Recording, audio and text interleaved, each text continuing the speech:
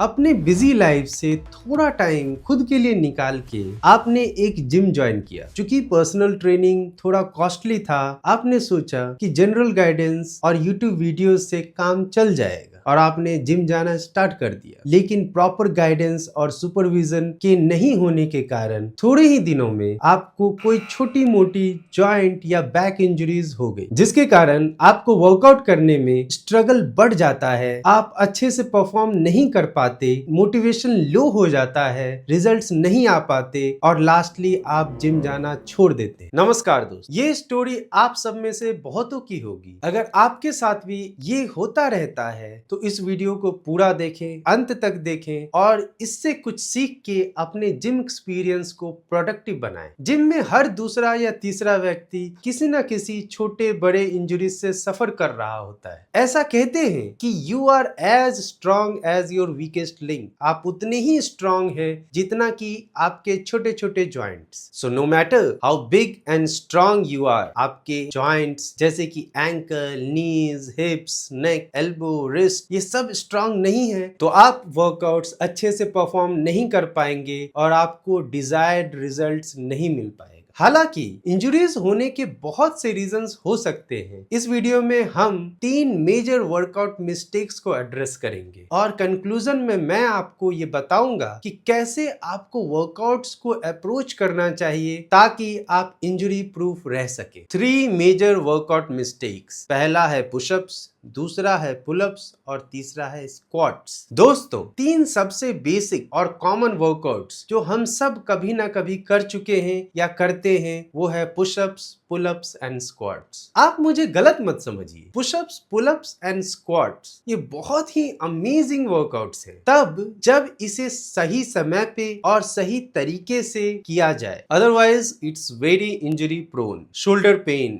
Wrist pain, knee pain, back pain तो बहुत ही common. आप में से बहुत से लोग इन वर्कआउट्स को एज अ वार्म अप करते हैं। जिम गए और सबसे पहले इन्हें करना स्टार्ट कर दिया बिना किसी जॉइंट वार्म अप्स के। जब आप पुशअप्स करते हैं तो आपके finger joints, wrist joints, elbow joints और शोल्डर जॉइंट्स पे आपके बॉडी वेट के प्रोपोर्शनल सिग्निफिकेंट प्रेशर पड़ता है और अगर आपने इन जॉइंट्स को प्रॉपरली वार्म अप नहीं किया है तो इंजरी होने के चांसेस बहुत बढ़ जाते हैं। इसी प्रकार से जब आप पुलअप्स करते हैं तो आपके नेक पे, शोल्डर जॉइंट्स पे, स्पाइन पे और हिप जॉइंट्स पे आपके बॉडी वेट के प्रोपोर्शनल प्रेशर पड़ता है और इंजरी होने के चांसेस बहुत बढ़ जाते हैं। जब आप स्क्वाट्स करते हैं तो आपके हिप जॉइंट्स, नी जॉइंट्स, एंकल जॉइंट्स पे आपके बॉडी वेट के प्रोपोर्शनल सिग्निफिकेंट प्रेशर आता है और अगर आपने इन जॉइंट्स को प्रॉपरली वार्म्ड अप नहीं किया है तो अगेन इंजरी होने के चांसेस बढ़ जाते हैं। मैं सजेस्ट करूंगा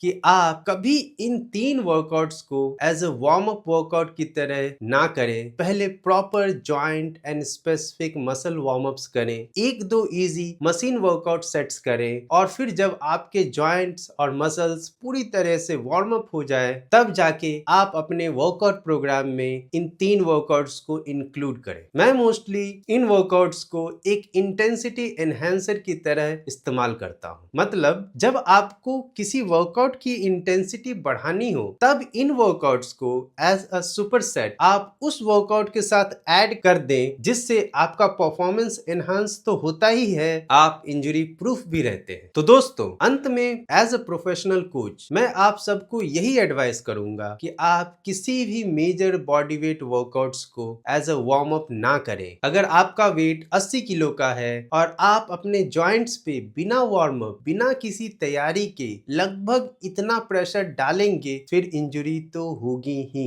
कभी कभी इंजरीज प्रॉपर टेक्निक के ना होने के वजह से भी होते हैं। इसके लिए आप प्रॉपर कोचिंग गाइडेंस जरूर लें ताकि आप इंजरी प्रूफ रहें, जिंदगी भर वर्कआउट करते रहें, अपना और अपनों का ख्याल रखें। मिलते हैं अगले वीडियो में, तब तक के लिए नमस्कार।